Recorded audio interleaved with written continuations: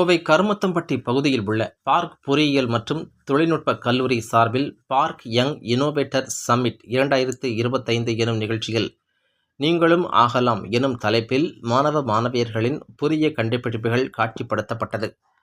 கோவை கருமத்தம்பட்டி பகுதியில் பார்க் பொறியியல் மற்றும் தொழில்நுட்ப கல்லூரி அமைந்துள்ளது. இக்கல்லூரியில் பார்க் யங் இனோவேட்டர் சம்மிட் 2025 என்ற புதிய கண்டுபிடிப்பாளர்களுக்கான ஒருநாள் மாநாடு நடைபெற்றது. இந்த மாநாட்டில் 6ஆம் வகுப்பு முதல் 12ஆம் வகுப்பு வரை உள்ள மாணவர்கள் தங்கள் சிந்தனை திறன், புதிய படைப்பாற்றல் திறமைகள் மற்றும் எண்ணங்களை வெளிப்படுத்தும் தனித்துவமான படைப்புகளை காட்சிப்படுத்தி இருந்தனர். நீங்களும் ஆகலாம் அப்துல் கலாம் என்ற கோட்பாடுகளின் கீழ் நடைபெற்ற இக்கண்காட்சியில் மாணவர்கள் தம்முடைய எதிர்காலத்திற்கு பெரும் முக்கியத்துவம் வாய்ந்த துறைகளில் புதியவற்றை ஆராய்ந்து வடிவமைத்து உருவாக்க மாணவர்களை ஊக்குவிக்கும் வகையில் அமைந்தது.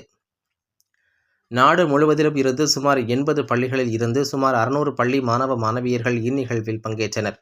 இவர்கள் மருத்துவ தொழில்நுட்பம், விமானவியல் தொழில்நுட்பம், விண்வெளி தொழில்நுட்பம், பெண்கள் தொழில்நுட்பம், பசுமை தொழில்நுட்பம், பேரழிவு தொழில்நுட்பம் ஆகிய பிரிவுகளின் புதுமையான யோசனைகள் மற்றும் கண்டுபிடிப்புகளை காட்சிப்படுத்தினர். இந்த போட்டிகளில் வெற்றி பெறும் மாணவர்களுக்கு ரூபாய் 1 லட்சம் மதிப்புள்ள பரிசுகள் வழங்கப்பட்டது. இதனை கோவை அரசூர் பகுதியில் உள்ள கோவை மாநகராட்சி அரசு பள்ளி மாணவ மாணவியர்கள் பெற்றனர். இப்பரிசுகள் வழங்கும் விழாவில் பார்க் கல்வி குழுமங்களின் கண்டுபிடிப்பு மற்றும் பிளேஸ்மெண்ட் இயக்குநர் டாக்டர் எம். பிரின்ஸ் வரவேற்புரையாற்றினார். பார்க் கல்வி குழுமங்களின் தலைமை செயலதிகாரி டாக்டர் அனுஷா ரவி சிறப்புரையாற்றினார். தலைவர் டாக்டர் பி. ரவி தலைமை உரையாற்றினார். மேலும் சிறப்பு விருந்தினராக பிரபல விஞ்ஞானி நம்பி நாராயணன் கலந்து கொண்டு வெற்றி பெற்றவர்களுக்கு பரிசுகளை வழங்கி பாராட்டினர்.